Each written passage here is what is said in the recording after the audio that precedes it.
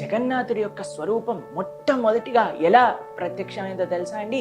మనకి ద్వారకలో రాణులందరూ కూడా రోహిణీదేవిని అడిగారు, అమ్మా మాకు బృందావనంలో ఉండే కృష్ణలీలలు వినాలనుంది అని అంటే, అప్పుడు రోహిణీదేవి అందరూ రాణులు అనుకున్నారు కృష్ణ బలరాములు మాత్రం ఇవి వింటే బృందావనానికి వెళ్ళిపోతారు. కాబట్టి సుభద్రాదేవిని కాపలాగా పెట్టి లోపల వీళ్ళందరూ చక్కగా కృష్ణ కథ చేసుకుంటూ ఉన్నారు.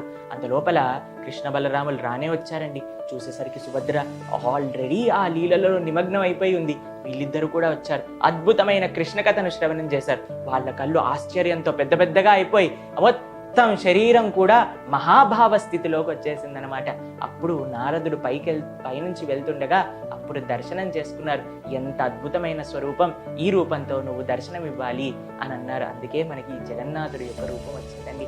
సాక్షాత్తుగా భగవంతుడు కూడా భగవంతుడి లీలలు వింటే అంత ఆనందపడతారటండి.